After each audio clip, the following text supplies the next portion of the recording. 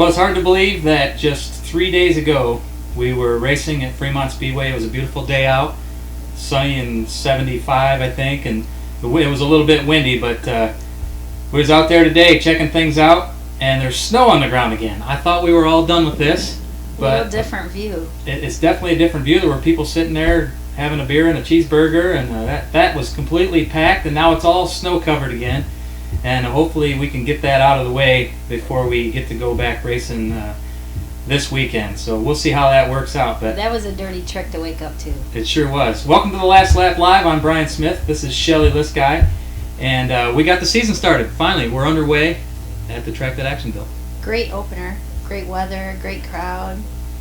It really was. I was surprised at the crowd with the time change and stuff, and then the little bit of a trouble there getting gates open and all that kind of stuff. But we had the flea market was going on that day, and there was some cars parked in the pit area. And I think Baker Bonningson had a auction going on, and I actually pulled in about 10 o'clock that morning and thought, oh my, we're in trouble. Yeah, it was interesting. But that kind of stuff happens with opening night.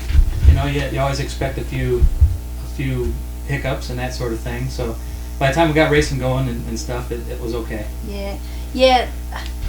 You say that those little things go wrong. I was told years ago it's smoke and mirrors. So nobody knows all the crazy stuff that actually did go on because the gates didn't open on time and phones were ringing off the hook. But I think it worked out. People got there. We kind of opened between lunch and dinner. So right. People were there, and we sold out of everything. Really? I mean, you'd be hard pressed to find a candy bar there after the races Saturday night. That's good and bad, I guess. But yeah, poor planning, I think, on my end. I expected a good opener, but I didn't expect that. I said when I went home that night, I think I worked as hard, if not harder, as I did the World of Outlaws show last year. It was pretty hectic.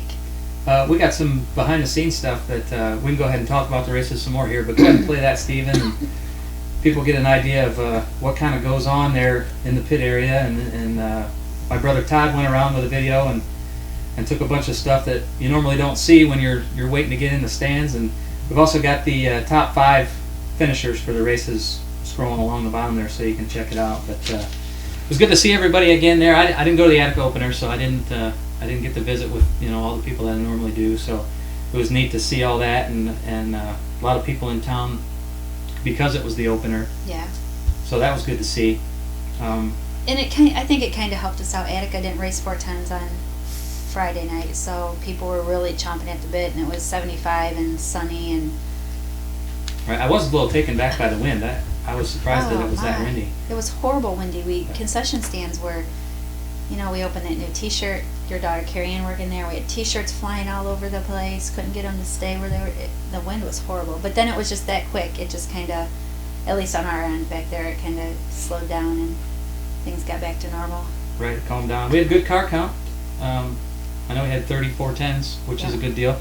It was basically an all-star show, like it often is at Fremont Speedway. If you want to see some of the best drivers in the country, that's where you want to go. They're there when there's an off night with the all-stars. The wind there blowing the... Yeah. Trey Jacobs there, he made his debut and had a little trouble there at the beginning of qualifying, the new group qualifying deal. But yeah, then there's that. The track was in pretty good shape. There was a couple whoop-de-doos, but you'll have that after a long winter, and we guys negotiated it, pretty good. A little bit more around the bottom than I like to see. That, I've told you that before. I'm more of a buzz around the top, or even roll around the middle. It seemed like we were, ouch, that was a qualifying lap. Yeah, I do believe. We had a few accidents.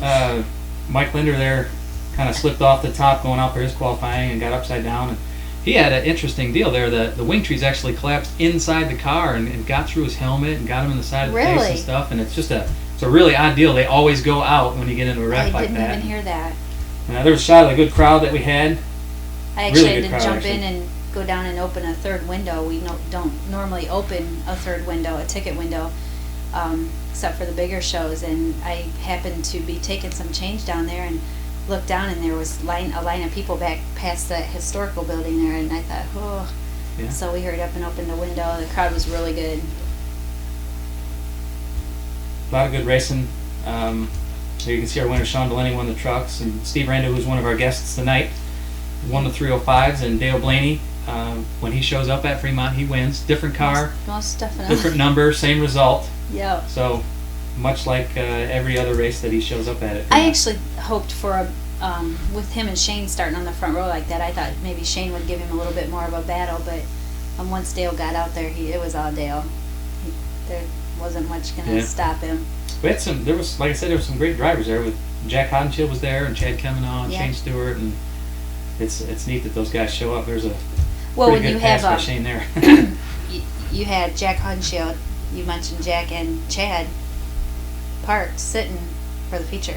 Yeah, neither one of them made the show. Jack had That's an incident. a tough night. Jack had an incident in the heat. Got together on the first lap and caused them to have to start towards the back of the B, and didn't make it through. And then I think Chad had a tough qualifying effort too and had to start towards the back. Jimmy Colvin had a rough night there. Right at the start of the 305A main, Paul Weaver got upside down too. I believe everybody was okay, but all in all, it was a good night. Hopefully the fans liked it. Hopefully some of the fans saw that the Last Lap Live is on Tuesday nights at 7 o'clock, and they're watching now. Get them back this week. We got free camping for Burns Petroleum Night, so everybody coming out can have free camping this weekend. Excellent. That's it's Burns Petroleum Night, you said? 410s, 305s, and trucks again? Yep. And it'll be Fremont's first fast race. Okay, that's good. The Fast Series will be opening up. That means the Fast Series is at Attic on Friday night then. Yep, they do start Friday night. So we'll be looking forward to that. Today on the show, we've got Al Lisguy, one of our legends that we can announce this week. I'll go ahead and announce the three legends. Okay. It's Al Lisguy, Charlie Schwartz, and Kenny Jacobs. So the names of the guys in this race are just getting bigger and bigger. They are. And there's no reason for any sprint car fan to miss this race. It's going to be amazing with those guys added to Joe Keegan and Eric Rankin, Charlie Fisher, Rick Daugherty, Lee Potter, Brian Neeb, Bobby Distel, Kelly Kinzer, Clay Kime, Rick Ferkel, Mark Keegan, Kenny Clark, Jim Linder, George Dussel, and Jerry Niemeyer. And we've still got, 4 or 5 names to go. Yep. So I'm really curious. I haven't seen them yet, so I don't know who the last guys are, but I'm excited to see that. A lot of talk, a lot of chitter chatter about that over the race Saturday night. A lot of people stopped me and asked me about it. And I think it's going to be a big deal. Yeah, and we do have a rain date for June 8th, so if something does happen there, Mother Nature has been very nice to us all winter long with the snow we had again today. But don't get me started. Hopefully that all goes away by then. Our sponsor spotlight tonight is going to be John Horn, so we'll talk to him. And we're going to go ahead and take our first break, and when we do that, we're going to give you some 410 highlights. There won't be any sound with it, unfortunately. We're still putting things together. You know, all the elements are coming together for the show. We're getting them, and hopefully by the end of the summer. Each week we haven't been able to do this because we haven't had any racing. Right. So each week we're adding something new and trying to. Hopefully by the end of summer we'll have this all together, and it'll be interesting to watch. So, but 410 highlights, a commercial, and we'll come back with Al Lisguy.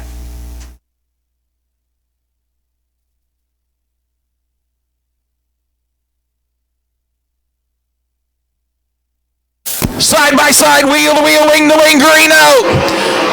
Who's going to get the jump in the one? Dale Blaney going to tuck underneath Stewart. Out of turn 2, they're side by side.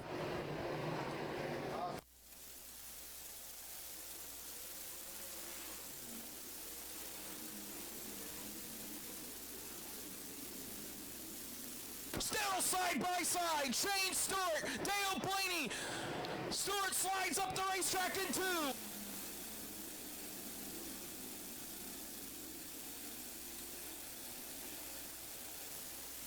Dale Blaney with a great restart.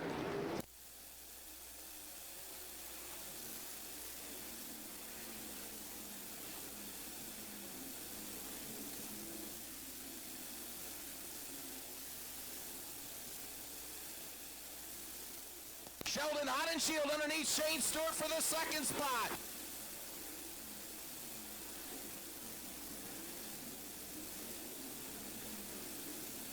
In 4, checker flag will be in the air for the 20th time in his life here at Fremont. Dale Blaney takes the win.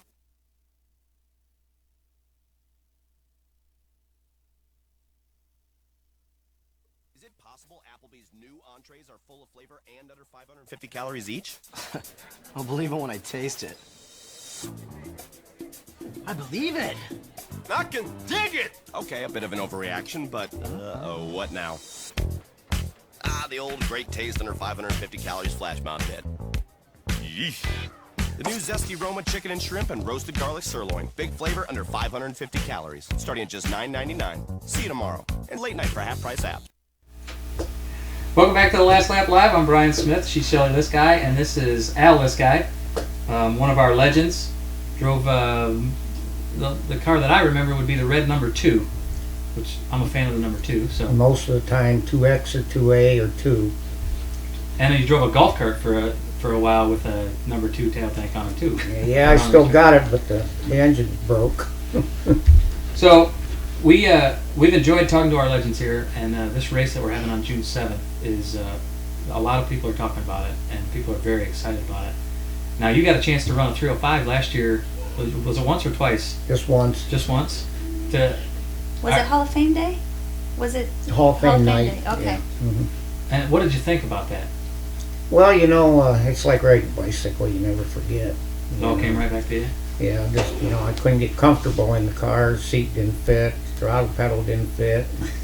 I had never wore a Hans device, and he made me put it on, so that's something else. Who made you put it on?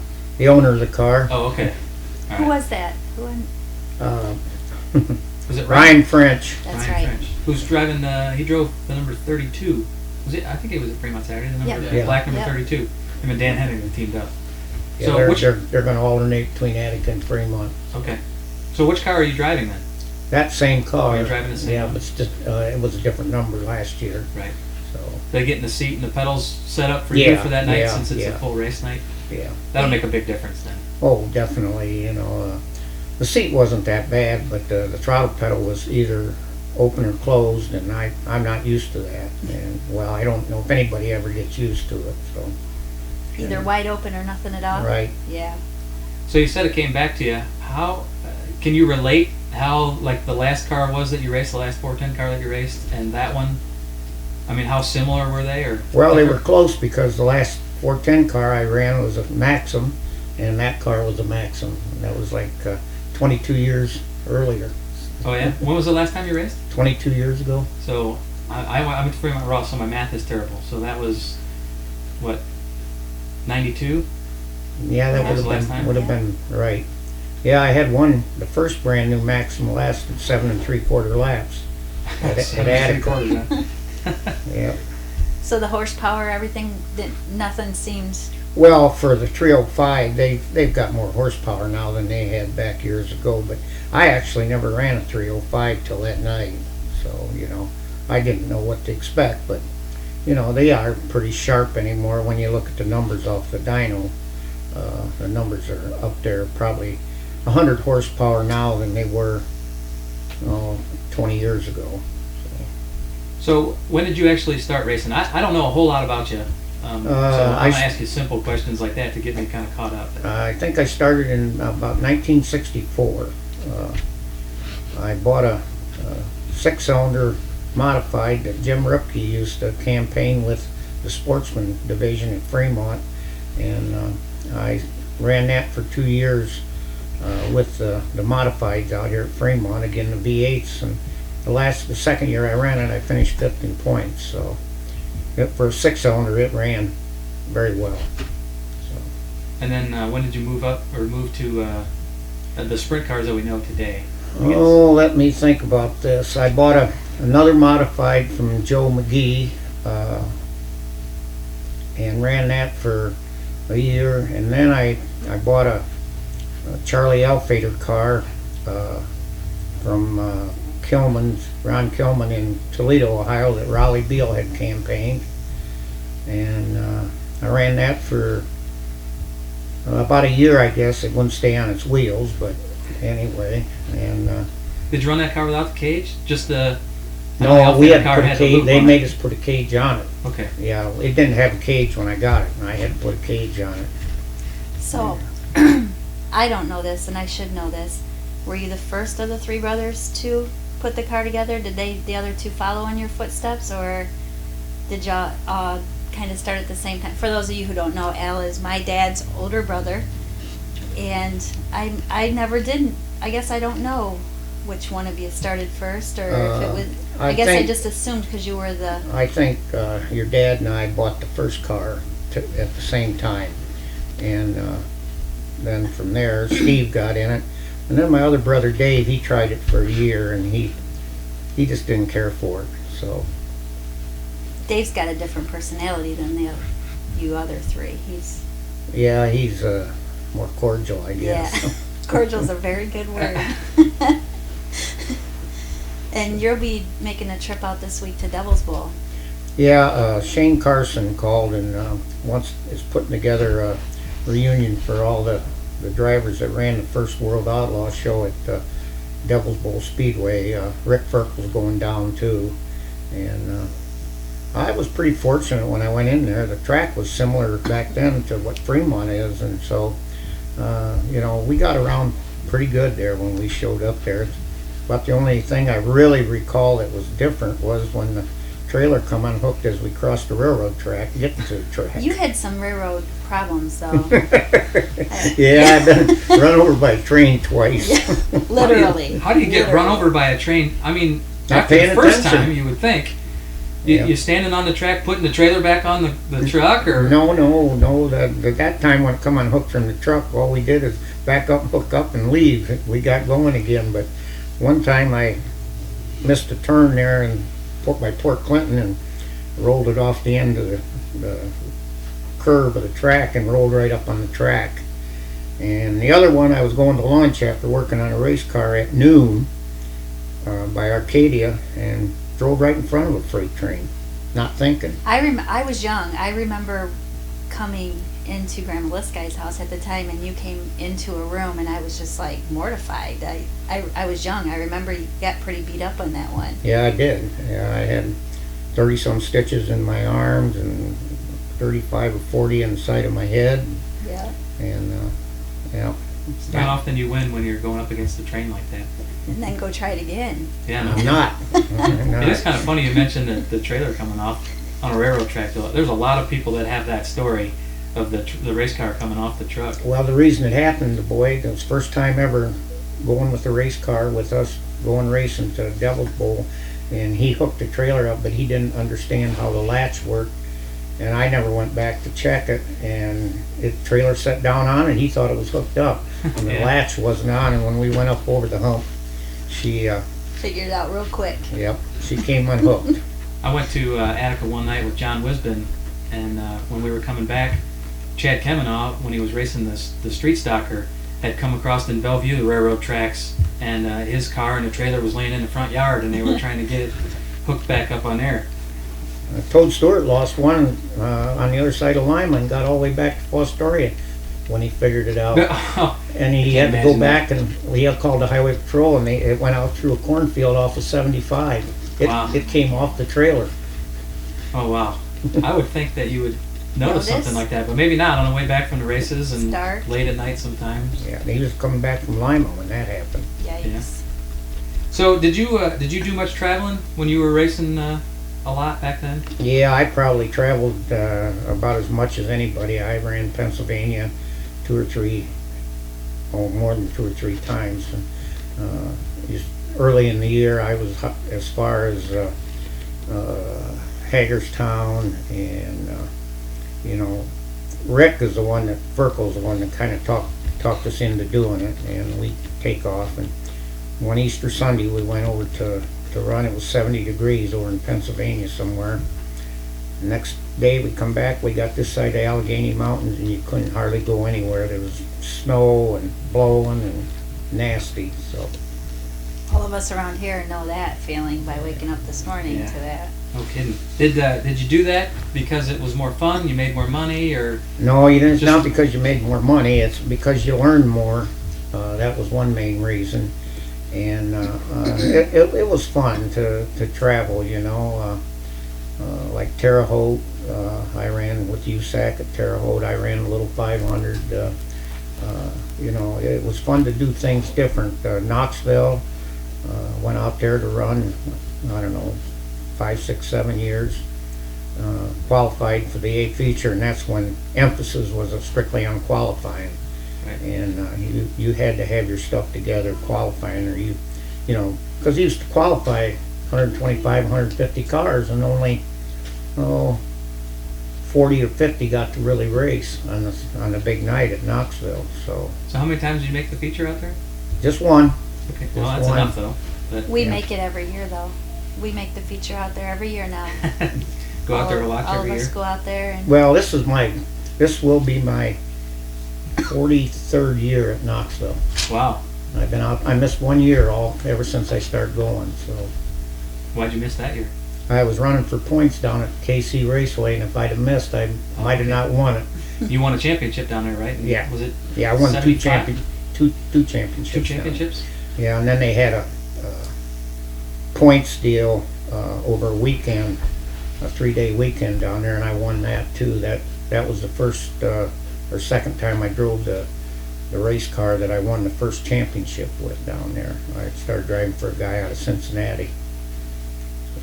Any idea how many feature wins you have? No, I don't keep track of Not it. enough, right? Oh, it never is. You Yeah. know that. isn't it funny that none of these guys know how many features they won? You ask They won the enough. racers now though, That they they- know. Yeah, Everybody well, they won enough that they lost track, Yeah. and that's a good thing. That I is think a that's good what it thing. is. Unfortunately, I know how many I have, so it's I need to win some more apparently. So you went in the Hall of Fame last year, correct? Right, That's you went in with your other two brothers, right. so that was a pretty neat deal. I get to sit up in the crowd and watch that. Kind of an emotional deal always, but that was neat to see. That's yeah, it? Did we run out of I stuff? like the Hall of Fame was a big deal. You know, we brought the 6 car out last year and let Dustin run it. Kind of my doings. I wanted to show some kind of tribute to my dad, and I thought it was really cool that the 3 brothers got to go in at the same time. I wouldn't have wanted to see it any. For me personally, I think my dad would have been more comfortable going in with his 2 brothers than one separately. Or One thing that I'm kind of proud of, I've driven race cars that were built by Hall of Fame drivers at Fremont Speedway. You know, Al Franks and Lamar Conger built a couple cars for me, and one for your brother or your dad, and you know that's something else. I drove for Jim Rupke, who's in the Hall of Fame, and you know, I'm kind of proud of them kind of things. You know, that people thought enough of me to let me do that. what'd you think of Alvin bringing the 7A back?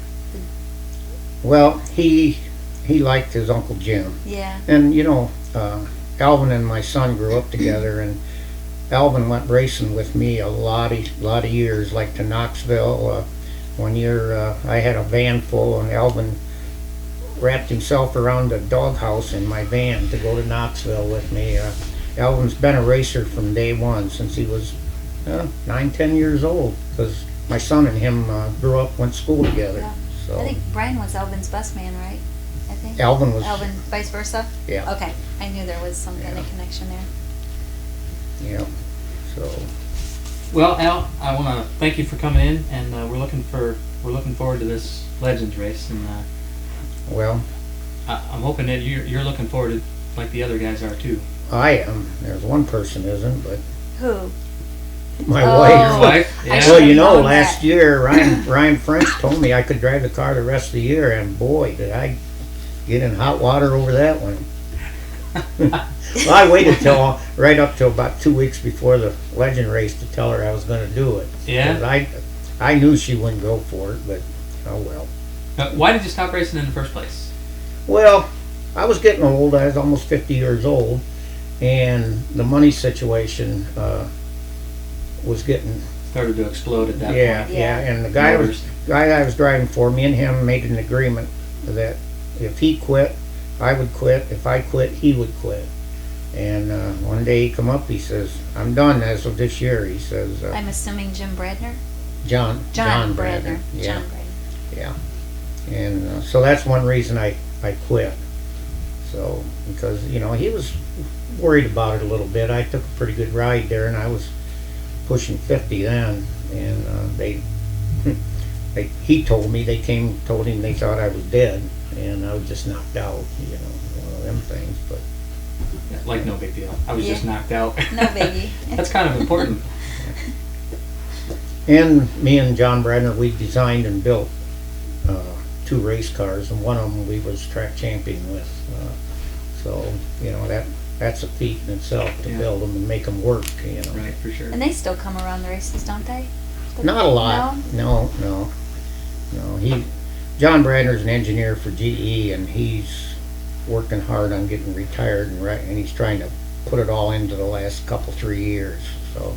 How about you? You love in retirement? No. No. You I travel to did not somewhere? mind going to work. No. That was one thing fortunate. I was able to keep my job while I raced, and when I worked for Carbo, they would let me at one time build up hours so I could take off a day or 2 a week without missing any hours. So. That's a good deal. And I made good money, and that helped support, because I owned my own race car about half the years I raced, so that helped support the race car too. A good way to fill up your retirement would be to put another one back together. Boy. And the weird part is Justin didn't really have a desire to race. Ty really doesn't want to race, No. and Brian just does what Brian does, and he's great at what he does. Well, Brian said to me, "Dad, when you gonna put a car together for me?" And I say, "Brian, nobody could put a car together for Dad." I said, "I had the first 7, 8 years I owned my own stuff, and got good enough that somebody else would notice me and let me run for him." So, well, I've had some good rides. I got in Harold McGilton's car one night and had a good run in a 100-lapper with it. Came from last to third, I guess it was. And Bud Niekamp out of Iowa hired me a couple times to drive for him out west, Springfield, and at Knoxville one year. So. Well, here's the Brian Smiths and the John Ivies. They can only make little girls that don't want to come out and race. And you List-Guy boys have boys, and we don't have a next generation of Nope. boys racing.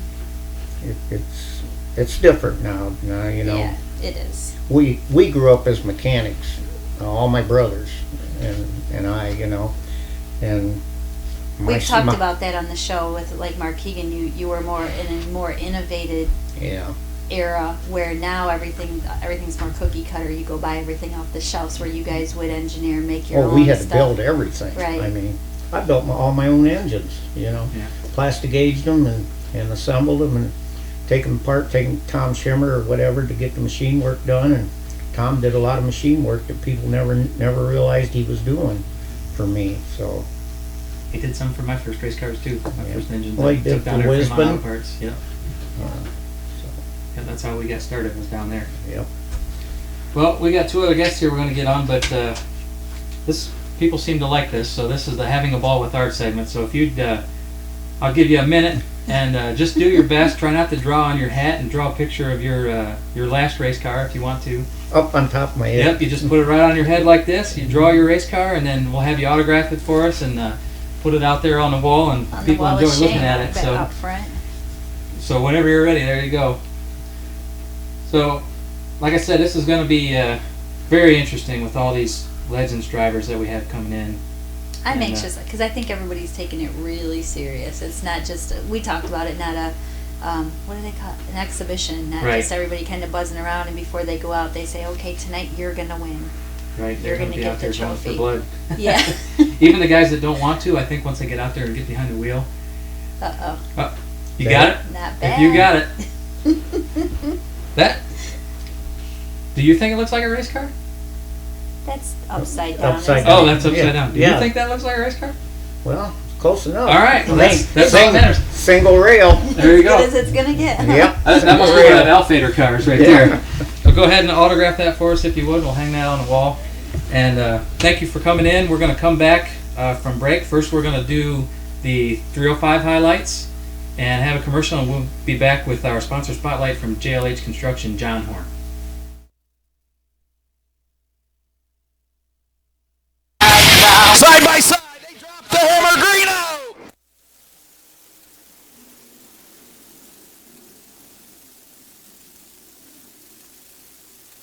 Everybody Tiptoes through turns 1 and 2. Tyler Gunn, Kyle Capodice battle for the lead. Here comes Steve Rando.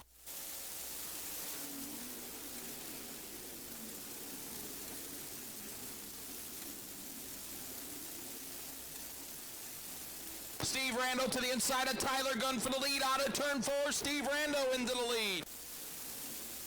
Battle for second, Jordan Ryan and Tyler Gunn.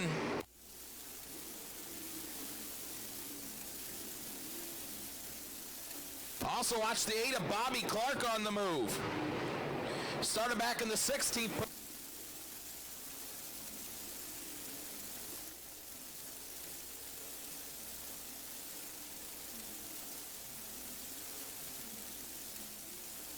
Checkered flag for the 19 lap of Steve.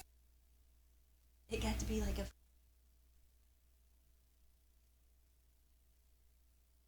So here we are in the fourth quarter. No time left, and the touchdown is under review. Hey guys, what do you think? We're not ready to go yet. Is there any way you can send this thing into overtime? No problem. I don't know what he was looking at, but we're going into overtime. Buffalo Wild Wings, you have to be here. This could finally end it. Oh my! Welcome back to the Last Lap Live. I'm Brian Smith. This is Shelly Liskai, and in the middle is John Horn, our sponsor spotlight from JLH Construction. I got it right. I didn't say JHL Construction. Right. I asked you one night at the races why I don't have JHL Construction on my race car, And you said that's why? because you said it wrong. That's why it's JLH. So, welcome in. We want to have you explain a little bit about what your business does and the kind of things that you've done. And I tell you what, the first thing we can do is while we're doing that, Stephen, go ahead and run that little clip there of the Hall of Fame going together, because that's one of your projects. Yes, it was.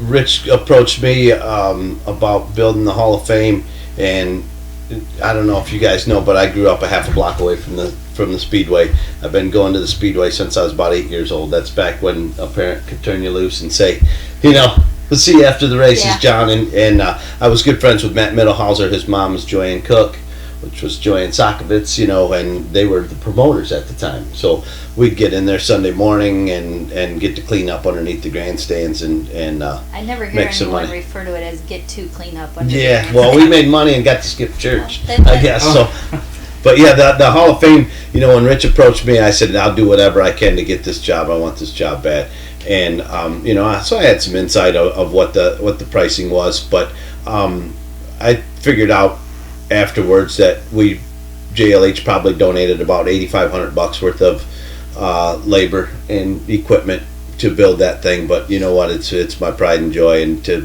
for Fremont Speedway to be able to have our Hall of Fame right on its own premises is amazing. So I'm real proud of that, and I thank Rich and Chris Kaiser for basically opening the door for me to let me have a good shot to do it. So You guys worked your tails off. yeah, and that was a winter that we could work outside. Yeah. I would hate to build it in a winter like this. There was a little bit of snow there, and then I went out today just to get that last shot to have the completed thing, because I didn't have a completed shot. And there was snow on the roof again. Yeah, it's pretty wild to wake I up to was something like almost that. mad. I'm not gonna fib. When I woke up this morning, Yeah. I was almost in a bad mood. My wife and I knew that. We knew that you'd be complaining somewhere about that. So Yeah, I woke up in the middle of the night and it was coming down in big flakes, and I thought, man, oh man, it's going to amount to something, because it was big flakes and it was coming down. Well, when they called for it, I was thinking, yeah, it'll change, because that it changes so much. And twice this year, I've had to message Norm Vanessa and apologize to him for doing bad gestures to the TV when he comes on. Yeah, I remember you saying that. Yeah, that's great. So I thought, no, they're just gonna miss it. There's no way we're gonna have 3 inches, and we got 3 inches Sure of did. snow.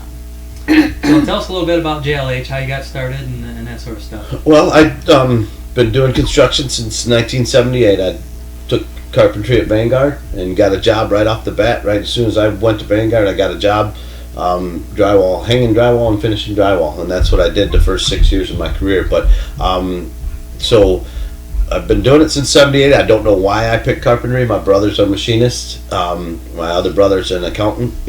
So I don't know why I picked carpentry, but I'm sure glad I do. I love what I do, and every time you post something about that, I'm thinking I can say that too. I actually love what I do. I do too. I think I said that the other day. I was driving to the racetrack, and I thought, you know what? How many people get to say that? It makes life a lot easier when you. Oh yeah. When you love what you do. Exactly, and I worked for several different contractors when I was a kid and learned a lot from a lot of them. I learned the best from the best, and then I had a partnership business in town here for about 10 years, and that dissolved, and I joined the union, and I worked in Toledo in the big commercial stuff for 10 years, which was also a very good experience for me. And then I had a couple of side jobs lined up, and I thought, you know what, I'm gonna start my own thing.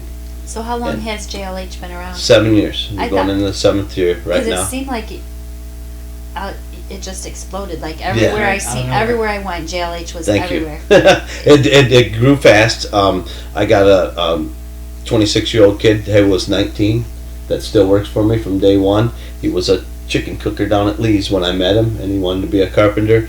And I tell you right now, he's running the show for me. With me being off with my broken leg, he's running the show for me. And I got a 50-year-old guy that's been doing it as long as I have. We worked together when we were kids, and I hired him on about 3 years ago. So it's just Russ and Jordan right now.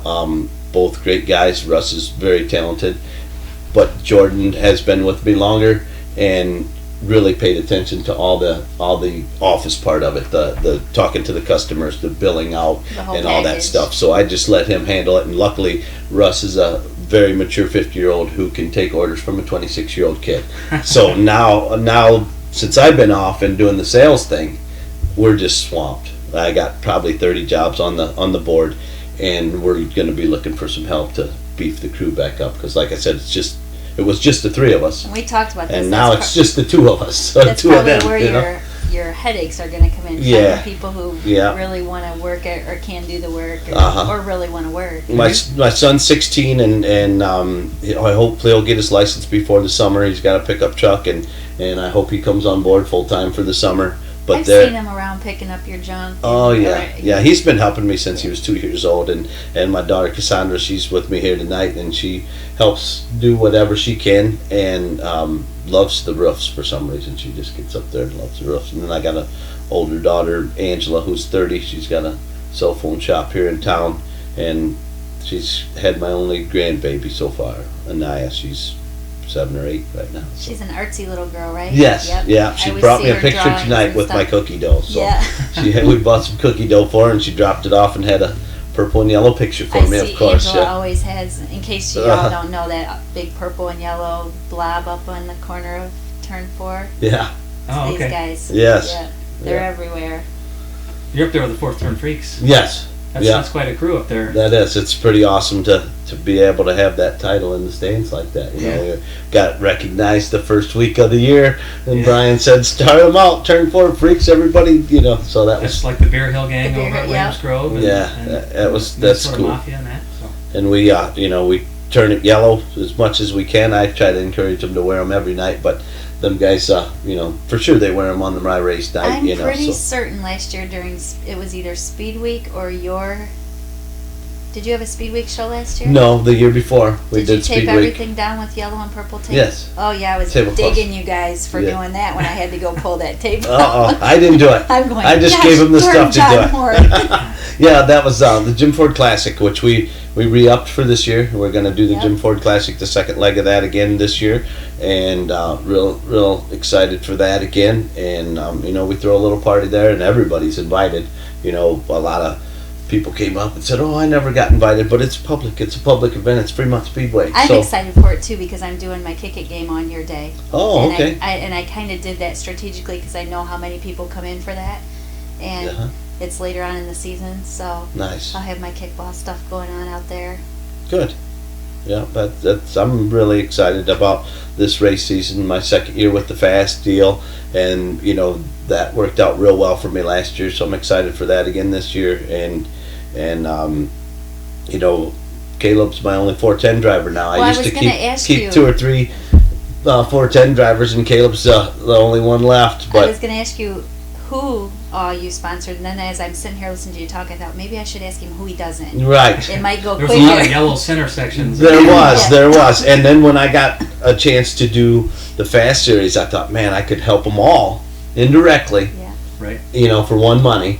And it's so hard to walk through the pits and turn people down, I mean, you and I was a joke, but there's a lot of people Everybody's asking. everybody needs help. And there, 2 years ago at the end of the year, I didn't even go down in the pits after the races anymore. I couldn't walk through there without people saying, "Where's my t-shirt? You got a hoodie for me? Why don't you sponsor my car?" And it just got old. And by the end of the season, I didn't even go down in the pits afterwards. And It does, and, doesn't it? It wears you down And sometimes. so when they approached me for the Fast Series, I thought, boy, I can help all them guys indirectly, and for one money, and that's my out. So I do sponsor all the 305s indirectly, and then on my race night, I pass out those stickers and do added money. If you got a sticker on your car, you're eligible to win the added money. And a lot of people keep the stickers on. Some people don't; they rip them right off after the night's Somehow over. I ended up with a list about this big of Yeah? things you had wrote down. For Must my have been added money? ideas for your night or what you were Yeah? going to do. I actually have that, Good. and I was shocked at how much you had jotted down on there. The best wheelie thing. Yep. Tony Stewart won it the one year, and he said, "Tell that guy to keep his $100." So I had them all the $100 bills in bank envelopes marked for what they were for. So one night we were out at Greg's, and I said, "Hey, Tony Stewart's buying." So I got the $100 bill out, and I bought for everybody that was out there, and so that that's kind of neat, and it was mostly fun stuff like the best wheelie and the first non-qualifier out of the B main. So the guy that got to go home by this much, Right. he took $100 with him, Yeah. and then the feature winners, if you had my sticker, you got an added $100. So Blaney got 10,100. When he won, and He didn't quite have enough, so that $100. yeah, but that's the guy that keeps my sticker on. He kept it on, Yeah. for the rest of the year, and then It's- into the that's next sitting year all until they over. ruined the wing. It's on there, and I saw Brian. It's fun to watch from the stands and see how many people leave them on and how many people take them off, and there's quite a few that do. So that's kind of neat. But then, like you said, it's people say, how many don't you sponsor? So Yeah. But I used hard to to draw a do line. Sabito and Paige and Caleb, and I guess Paige is still trying to figure out who she's running for, and Sabito's guy didn't want my money this year, which has bummed me out because You've been with Brian a long Brian's time. fun. He's a friend of mine and a fun race car to sponsor because he does get you down to victory lane a lot. Yeah. And he gets you a lot of excitement. Yeah, and their family is, has thrown me a lot of work, and that's what I want to bring up to people that don't know the opportunities of sponsoring race cars. It costs a lot of money or very little money, depends on what you want to do. I personally throw a lot of money at the racetrack, but it comes back to me tenfold. That's what I was going to ask you. I bought I built the Hall of Fame. I've built several things for the Sabitos. Seth Schneider, I sponsored him. I did his parents' bathroom, and I'm probably gonna forget the Davis brothers. I've known them since we were kids, and they've literally thrown me $300,000 worth of work, and I'm not Race fans exaggerating. are very- And they do. They they They're see very that name. loyal. It's funny you say that because Saturday night after the races, Sunday I get a call, and a business here in town wanted to know why another business in town got all of the racetrack business. And I said, that particular place that got all the business has been with us for a long time. Mhm. People have a routine. I always try to use racetrack, Right. people, and I said, I can't change them. That they're just used. I know you're a new business, and I know you're located in the same area, but and it will come. But race fans go out to Frickers. It was Frickers. Uh-huh. Frickers people go there after the races. So I think race fans are very, very loyal to what they see going on at the Yeah. racetrack. And the recognition, sponsoring Brian's Buckeye Speed Zone and Fremont Speedway, he gets that name out there, and the recognition is one thing, and then people just get used to seeing that logo, and that's the first thing that pops That's why in their advertising mind. works. It does. That's how it It does work, Yeah. and it's I get a million calls a day from all kinds of advertising, and I tell them, word of mouth, because I always ask people, where'd you get my number? And 9 out of 10 times it's, oh, you did work for my neighbor, or you did work for the lady I work with, or something like that. So it's a lot of word of mouth, and then I got to do my end too. I got to show up for the appointment. I got to give them a good price. I got to do the proper job and do it good. There's a lot to it, but the exposure from Fremont Speedway, I would say, paid tenfold. And my girlfriend's got Tiffany's Furniture. This beautiful couch came from there, and race fans are loyal to her too. They come out and they see the trophies and the wing sides on there, and you sponsor the races. So and so's my cousin or whatever, and so that benefits her. And she was actually sponsoring Dustin and Brad and Donnie Keegan's shop when we got together. And I said, well, I've been going to races since I was a kid, and so then she basically got me into that garage, and we did that for a couple of years. And then when I got out of that, sponsoring that shop, then I bought the billboard, and then for a year I think I told everybody, I'm just sponsoring a billboard. And then I got the race night, and then I got back into Brian Sabito's car, and then it just it snowballs. But as your business grows, you're able to you're able to help more people out and that. So I like the smooth sponsor throw in he had there for Tiffany's Furniture. Yeah. And it's the second one, because the other one is the CA Custom Shop has on Return the Favor. Clay wore mine, so I thought I'd return the favor for Clay.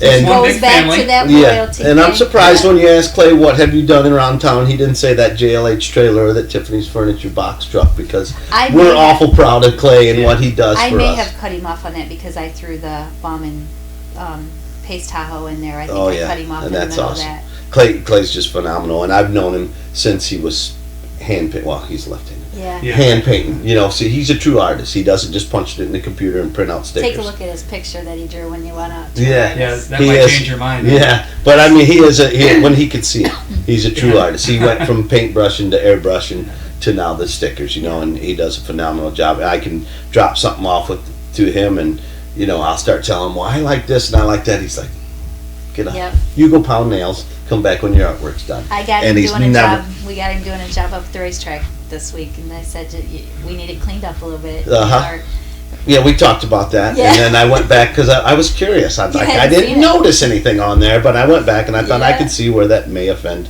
weak people. We try to keep a family. That's right. That's right. And speaking of that, I'd like to touch base on that as far as the family-oriented Fremont Speedway. My kids and I've been ever since I've been divorced, that's our Saturday night thing, and it has been for 8 years now. Cassandra's 14. She's been coming since when they're that age, you carry them both out sleeping. Right. And now you've turned them into Fourth Turn Freaks. Yes. And I explained to both of them that they're not getting in a car. They're not going to be race car drivers. We're race fans. We're sponsors. We put stickers on cars and watch them go after the race. They're saying, sure did. Yeah, sure did. Well, that's good. We got to have fans. Yes, you got to have fans and you got to have sponsors. So, but there's always ways for them to, I see them around the racetrack all the time, and they get to get in. And they're down on the front stretch when. Yeah, this is our first weekend coming up with the Fast, so we're guaranteed 2 photos, one on Friday, one on Saturday. So that's always fun. And people just like to feel a part. Yeah. Especially teenagers, they like to feel a part, so we always like to get them involved. Mm-hmm. Well, you actually requested this drawing, which has me a little concerned. I know what's going to come up at the end of this. We are on the internet, so I guess we'll be okay with that. But so we're going to thank you for coming in. I appreciate you coming in, and you've been a great guest and told us a lot of interesting information, which is good. But do you see Sabitos? This is it going to be? I've watched it live. No, I'm going to try to draw. Heads up here. I'm going to draw a sprint car. Are you going to draw a sprint car with a JLH on the top wing? And Tiffany's on the front wing. Tiffany's on the front wing. That's what I'm going to try. You're calling your shot. We'll see how that works. But I just as a sponsor, and Dwight Allen interviewed me before about how can a business owner like you sponsor this. How can you make it more appetizing for other people to get involved? And that's what I wanted to touch on tonight and tell people that it's not just a waste of money, that you guys are loyal as racers or as race fans. To stick with people, the scratch my back thing, I'll scratch your back, you scratch mine. Well, and you're in front of 2,000 people every week. Right there in front of you the whole time, for 4 or 5 hours. Honestly, everybody there knows the JLH stuff. Like I said, it came on, it just came on. It just all of a sudden John was You got a everywhere. minute, go for it and start. But does he start with the tires? He did, just at a He's different. probably a foundation guy, so he'd have Uh-huh. to start from there. Yeah, just at a different. He started at the front of the page instead of the back of the page. Right. I love the concentration level of the guys that are trying to figure out where their heads are at. You know, which direction they're supposed to go. So which car are It's we a drawing? tilt tank. Which car are It's we just a drawing? generic one. Okay. A cookie cutter, as Shelley would say. That's what Okay, I you call got a it. cookie cutter race Oh, car. I There's wasn't my real head. sure what John's got a lot of different hobbies. He snowmobiles, he jet skis. Do you boat? Nope, wave run is the closest we Okay. get to the boats. Ah, that's pretty See, I'm a Polaris girl. I ride a Polaris snowmobile, and I didn't get the hood. John comes along and turns everybody into Yamaha. Hey, that's not bad. That's not actually bad. He did. The engine cover is off, but that's Yeah, not bad. I tried to come out there and get the engine cover, but I didn't get it. Yeah, it's got JLH on the wheel. I got myself that time. He does have JLH on the thing, so that's a pretty good job. Didn't get up in the fence, so it wasn't Sabino's car. It's obviously a 305. But so thanks for that, John. I appreciate it. We'll get that on the wall, and you can shake her hand too. There you Yes, go. I Normal. did. I did it like this Yeah. because Okay. I knew you guys were discussing that. Everybody Yeah. feels Seems awkward, like but you I guys are don't. awkward with me for some We reason. got I that don't. figured out. If I know I'm you're good pounded enough, or- yeah. So we're going to go ahead and show you the truck highlights from this past weekend. We'll give a commercial and we'll come back with our 305 winner, Steve Randall. Great.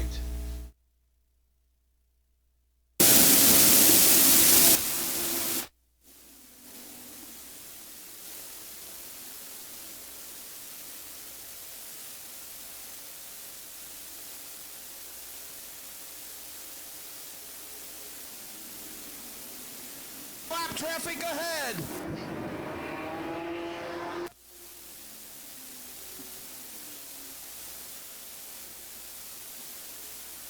Sean Valeni into the lead.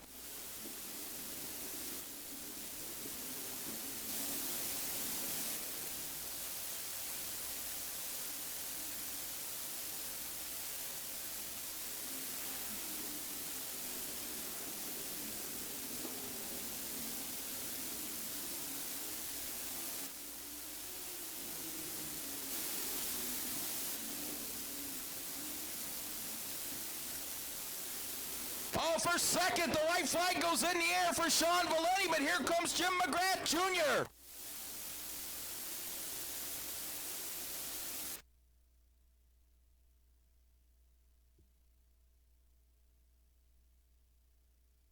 Cardiology, I don't have the heart. Ordinary doctor, no cigar.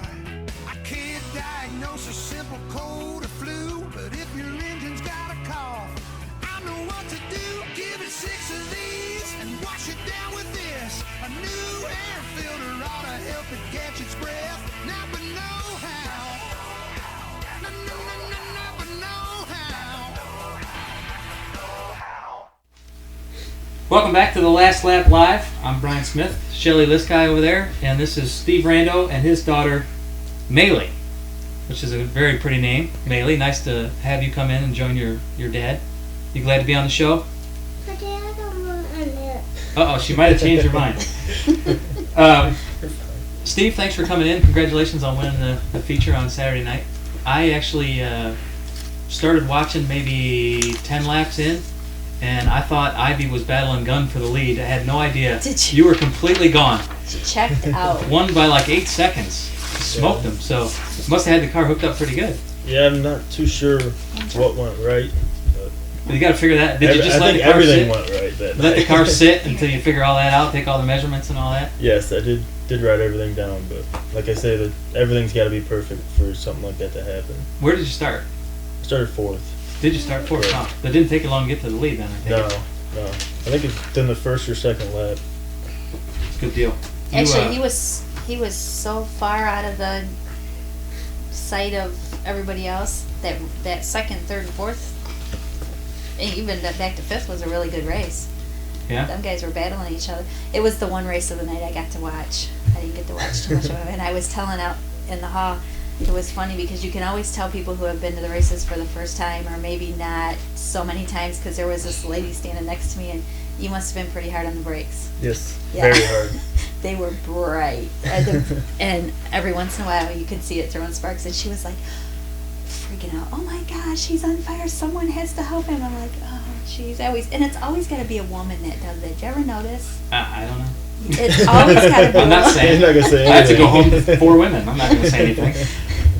Did it get warm? It did get warm. Did you? Yes. I can imagine at some point. Were there any yellows? There was a red. Was there? Maybe even a caution too. Okay, so you're just sitting there cooking at that point. At that point, yes. I bet. Trying Yes. to adjust your seat, trying to loosen your belts. Trying to get away from the back of the seat, yep. And that was normal? That you just said you were riding the brakes hard? I was riding the brakes hard that night. The track was rough where I was running at around the bottom there. Well, it Okay. felt rough to me.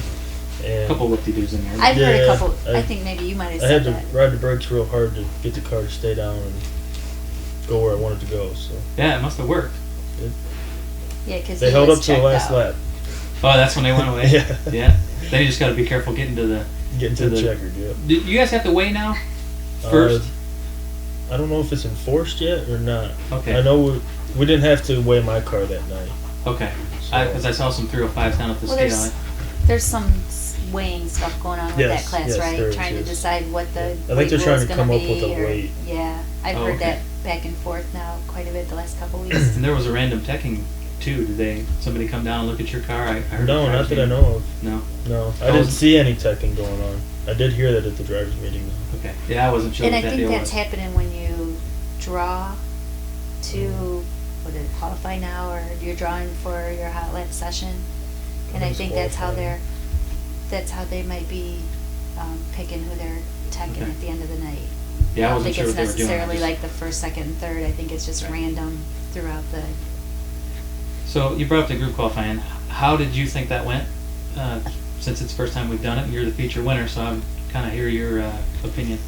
You Well- can be real honest with it. Yeah, absolutely. we can edit this if if the Rich Farmer doesn't like it. So At Attica, we did it first, and I was started about half a lap behind the car.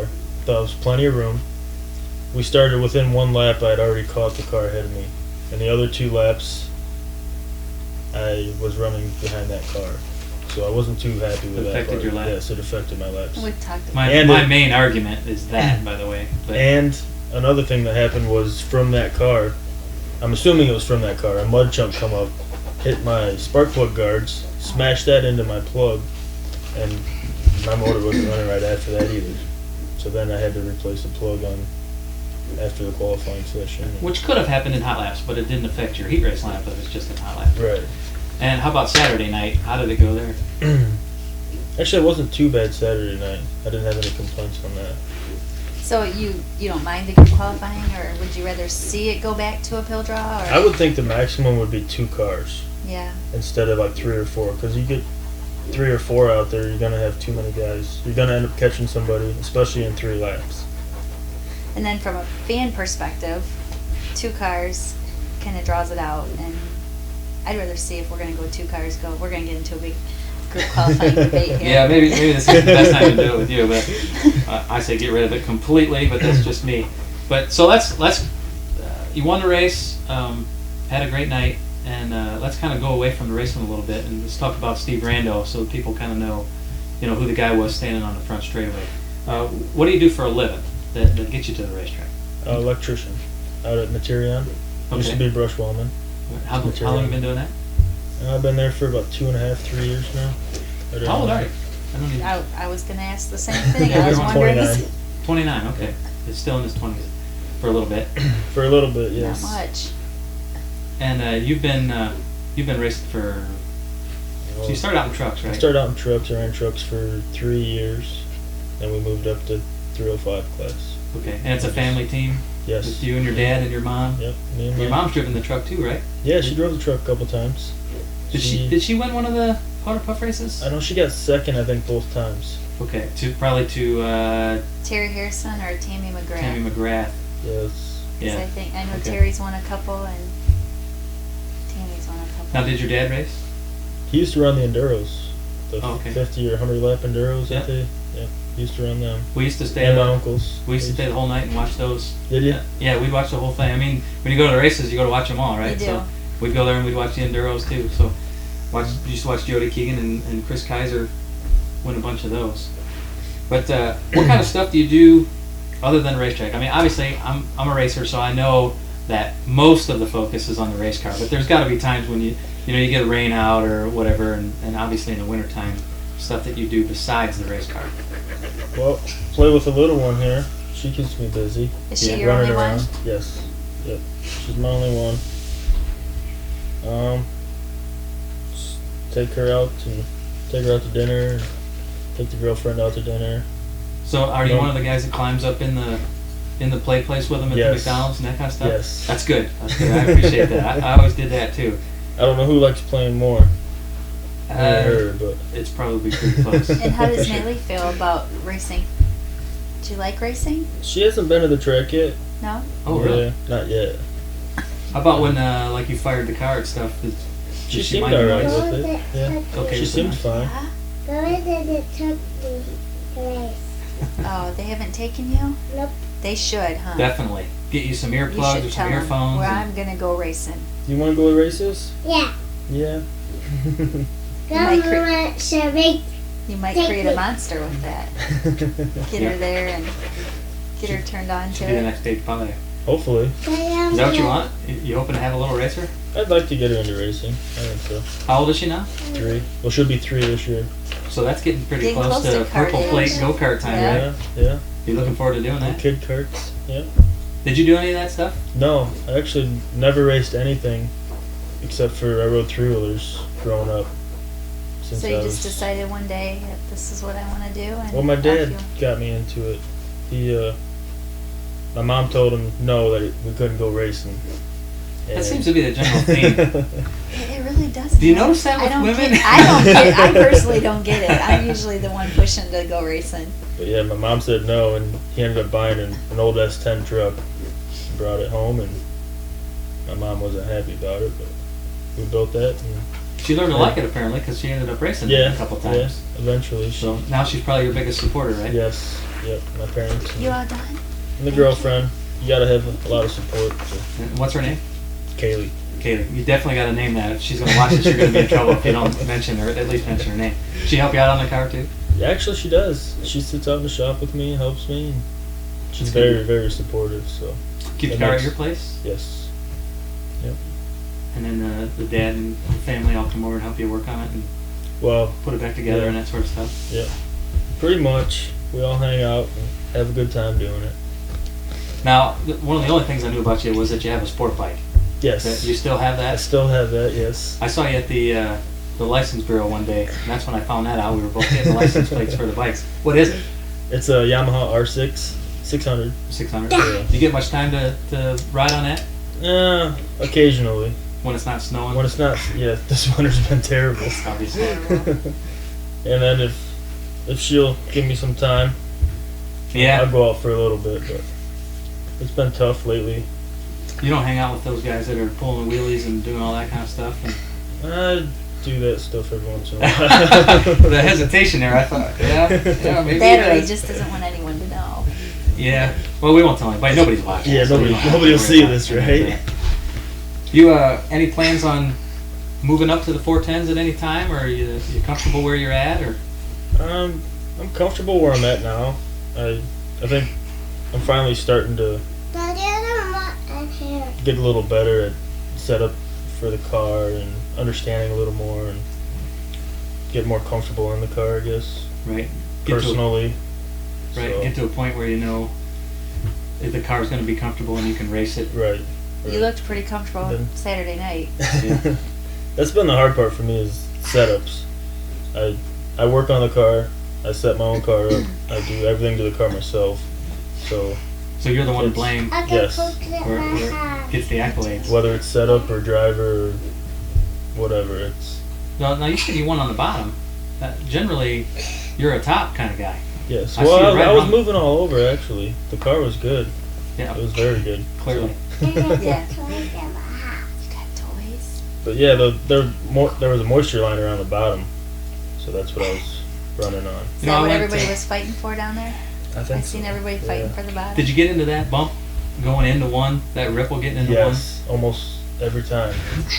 In the heat race, in my heat race, it crossed me up a couple times, and so after my heat race, I ran up into the grandstands, down into turn 1 to figure out where it was at, and I thought it was actually further down into the corner. It was But more in the middle. Yeah, it was wasn't not in the middle. right. It was, but Yeah. it wasn't past the flag stand very far. It was kind of setting the car down and then bouncing up. You could see everybody's left rear coming off the ground like that. Once I figured that out where it was at, then I could go around it. But, I seen it too. I wasn't sure if it got. I didn't get to see a whole lot of the early on stuff, but Jimmy Colvin went nose tail that way and dug it up there, and I seen him out there with the wrecker trying to flatten it out. I didn't know if that's where it come, or evidently it had been there all night. No, it had been there all Yeah, night. Had been it? there all night, yeah. I wasn't. I had seen Jimmy get upside down there, and it dug it up pretty good, and I wasn't real sure if it was there all night or. But it seemed like you guys kept driving through it. Yeah, well, we're not smart enough Yeah. to miss it. If it's the fastest way, I mean, that's the way you gotta go, right? It's the only way to go, right? That's right. So, like I said, we didn't know. Is it anything else that maybe some newer fans would want to know about you that most people don't know? It's got to be something. I mean, you got to have something entertaining or any stories from a Well, I childhood. seen or- Michelle Gressman gave you a shout out, so I didn't know this, but you must be running one of Scott's motors. Yes. Yeah. Yes, I am. Man. He's got some strong stuff going on out there right now. Yeah, Scott's always treated me well. They're just good And- people. Yes. Yeah. I'm not trying to talk bad about other people's motors, but I just want to say that Scott's always been really fair with me and treated me very well. So That's I wasn't trying to badmouth anybody else. That's the story we always get with Scott. Yeah. That's just He's just a hands down good guy. He'd do anything for you. Yeah. He's always. Help you out It's as much funny as he because can. I always see Scott around in the pits, or he's always, there for his cars or his. And Michelle's really picked up the pace with her social media and their cars. I think Yeah. She's always on Facebook Yeah. posting stuff and where they finish and the results. So how do we get to number 19? That was my football number, actually. Oh, you're a football player. See, there's Yeah. something interesting. That's the kind of stuff we want to get to. Sometimes it takes longer on the couch to get to that kind of stuff. Where'd you go to school? Vanguard. I took residential electricity. Okay, so you went to 2 Fremont years. Ross then. You played at Fremont Ross? Yeah. Okay. What position did you play? Wide receiver and running back. Any good? Yeah, not really. What years did you play? Probably 01. Up to 01, I think it was. So about 3 or 4 years before that. Just after Woodson left, right? Oh, no, he was 90, what, 90? Yeah, he was about before that. 3, 94, somewhere in that range. But, Not that old. 20, well, I don't know. Well, I think we'll go ahead and do this now. Uh-oh. A little after 8. So I know you've been looking forward to this. I know Al, this guy did a good job on his, and then John Horn just drew a stock sprint car. So we expect you to have the number on it correctly. The number on it? And make sure you got your sponsors on there too. She's been drawing one there trying to show you how to do it. So Oh boy. we'll go ahead and give you a minute, and you can take all that if you want, or not all of it. But it's always, like I said, it's always interesting to see where their concentration point is. I think he's looking at her He stuff is. and copying off of her to see. You got some other 305 competition out there. Them guys did a pretty good job. Nate Dessel did a pretty good job on his, and TJ Michael and Jordan Ryan. So we'll rank all those. You got to do at least as good as those guys. His wheels were last, or not first. Oh, you didn't start with the tires. No. As long as he doesn't get up into the I don't fence. think unless he's got some other circle parts on that car. I'm not sure what I'm doing. Daddy got tires. Does he? I can't believe you haven't practiced this. He said he saw the show, but he didn't see this part. I don't know how he didn't see this part. You think Maybe as it the was guys when come in- Rick was on. Yeah, that could be. Rick Yeah. didn't do it. Rick Purple, the only guy who hasn't done this yet. But Write your name. how's it look? I don't know. It says 19R on it. It's got 2 wheels, and I think that's a wing. I'm There's not, supposed to be the wings there, yeah. yeah, that's not too awful bad. You do it. So, thank you for coming in and taking Thanks for the time having to me come on. out and check this out. And thank you for your beautiful young daughter there coming in and drawing pictures. Thanks for coming in. This book that I am pocket. That's right. There you go. So we're going to go ahead and take a break, and when we come back, we're going to close the show. We'll see you in a few. Need some cash? The Hillside Pawn Shop, 503 West State Street in downtown Fremont can help. The Hillside Pawn Shop buys, sells, or trades gold, silver, coins, guns, toys, jewelry, and much, much more. Turn your old treasures into cash now. The Hillside Pawn Shop is open Monday through Friday, 9 to 6, and Saturdays, 9 to 2. Call 419-307-8768. That's 419-307-8768. Hillside Pawn Shop in Fremont. Buy, sell, trade. Pawnbroker license PV.100620.000. Cardiology, I don't have the heart. Pulmonary doctor, no cigar. I can't diagnose a simple cold or flu, but if your engine's got a cough, I know what to do.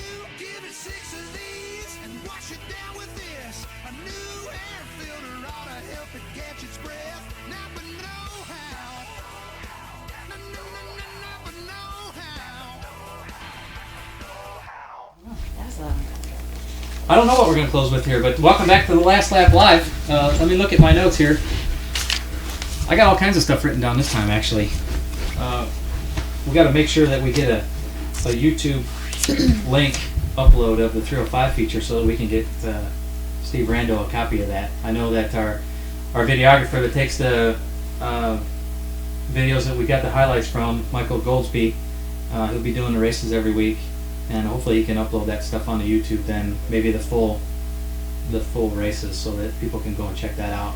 I know. Maybe I had like a little week later or so, mini meltdown with Michael yesterday because I've tried to stay away from the technical stuff of this. I just don't have enough hours in the day, and he was calling me, asking me about monopods and all this stuff, and I was like, I can't grasp this. So we'll get the bugs worked out. And yeah, like I said, sure it will come. All the stuff is coming together little by little.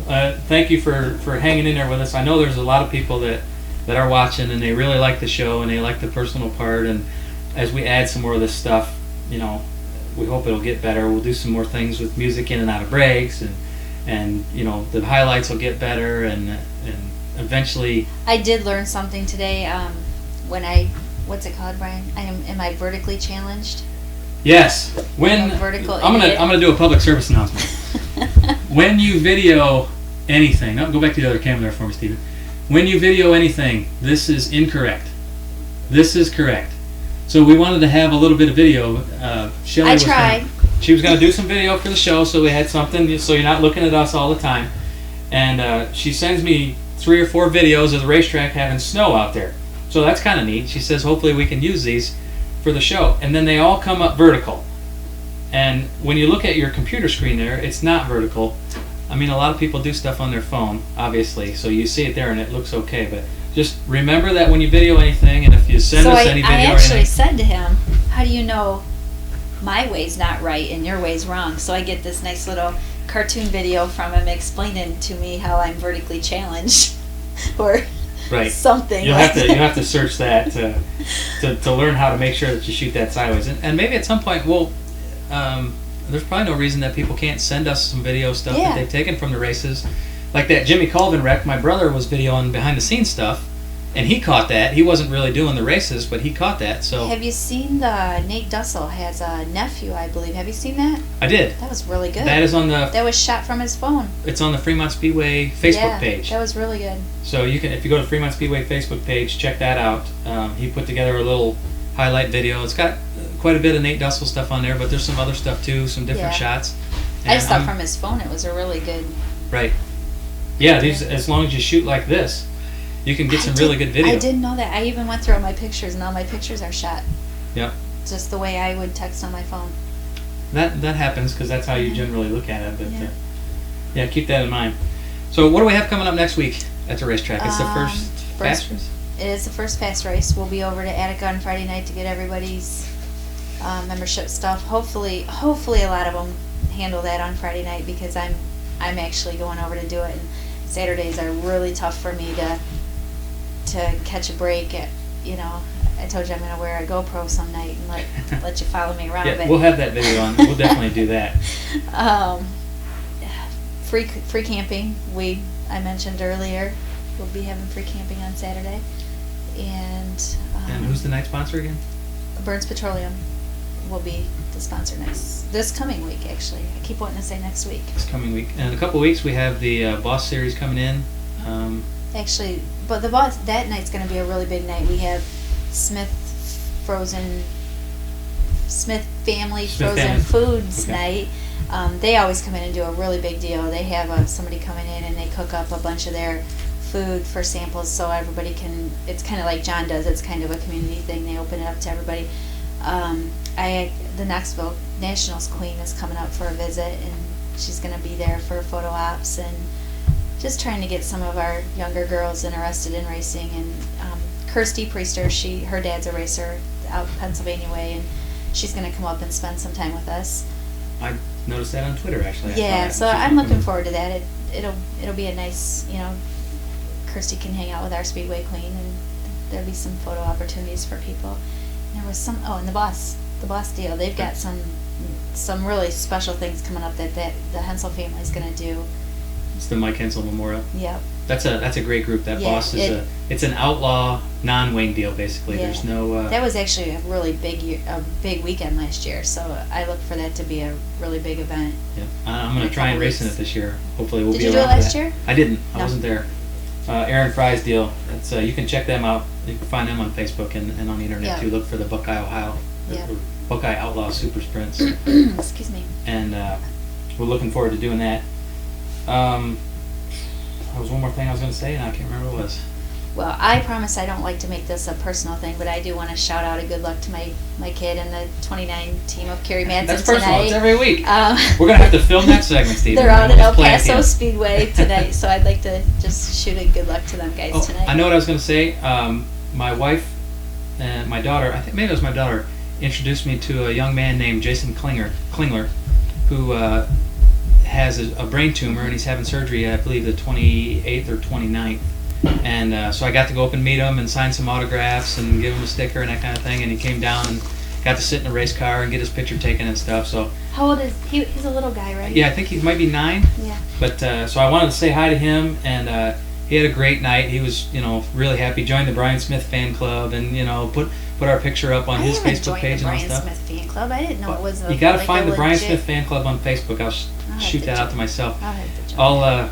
We have updates and videos and all that stuff. We got some really neat GoPro footage from InCar that you'll have to check out. So find that on Facebook. It's them GoPros are amazing stuff. So when we get one on your head, it will be some pretty interesting video. But so that's all we have for the show tonight. Remember to join us next week on Tuesday at 7 p.m. and check us out on Facebook and Twitter. And go to the FremontOHSpeedway.com website, which is new and up and running. Are they all 3 running now? The Hall of Fame website is up. Hall of Fame, Fremont Speedway. Is Fast One running? No, not yet. No, okay. And the Fast website will be up very, very soon because the first Fast weekend is next weekend. So thanks everybody for watching, and we'll see you next week.